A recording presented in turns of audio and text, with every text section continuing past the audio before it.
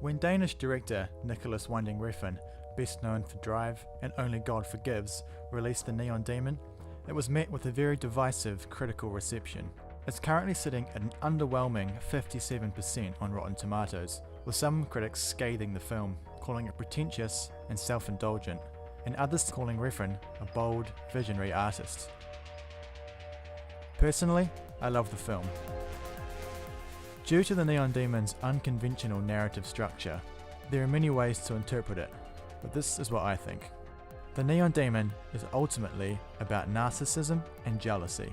Refn isn't interested in telling a narratively cohesive character story. Here he creates a visceral fright fest, which is more about using mood and provocation to convey his ideas. Refn has claimed the story was inspired by the Hungarian Countess Erzsébet Bathory. Bathory was a particularly creepy Hungarian noblewoman and serial killer from the 16th century. In fact, she's labelled by the Guinness World Records as the most prolific female murderer of all time. She tortured and killed hundreds of women and bathed in the blood of virgins to maintain her beauty. A lot of it narrows down to something that I find very interesting, which is this A, obsession with beauty, and B, the value of it, like the currency. The film begins with Jessie, played by Elle Fanning, draped over a couch, bleeding from her neck and seemingly dead, until it's revealed what's actually occurring is a photo shoot.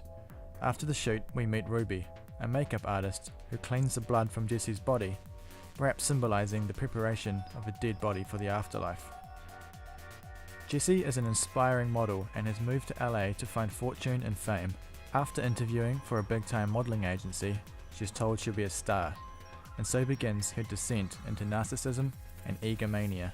You're going to be great.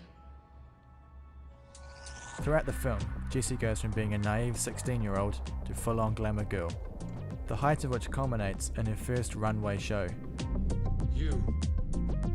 I've decided you're going to close the show. We see Jessie preparing for the show, but rather than filming the catwalk, Refn throws us into Jessie's mind, a prism of narcissism. The scene is reminiscent of the Greek myth Narcissus, who falls in love with his own reflection in a pool of water. The use of blue in the scene and throughout the rest of the film symbolises the pool. We see doe-eyed Jessie being stared down by an intensely confident version of herself. As they move towards each other, they merge. At this point, the colour palette shifts to red. This is her moment of transformation. Before long, Jessie is the vampiric queen of the underworld that is the beauty industry. This makes her less successful modelling counterparts very jealous. Sarah and Gigi are Jessie's competition, and from the first time they meet, it's clear they recognise Jessie's natural beauty and are hateful of her. There is also Ruby. While seemingly kindly and helpful, there is something off about her. She's always wearing red, symbolising danger. It can be interpreted that Ruby is actually a vampire. She's a necrophiliac, lives in a creepy mansion, and even asks Jessie in the bathroom scene, Are you food? Or are you sex? Ultimately, Jessie rejects Ruby's advances for sex, and not long after becomes food. Ruby and the other models murder and consume Jessie. This leads us into the bizarre final scene. On a fashion shoot, Gigi is physically unable to hold Jessie inside her anymore, either for physical reasons or guilt. She vomits out Jessie's eye and stabs herself. Sarah then picks up the eye and eats it. The symbolism here, I think, is pretty straightforward. The models have literally eaten Jessie to consume her beauty, showing the dog-eat-dog nature of Hollywood. And if you can't hack it, you die.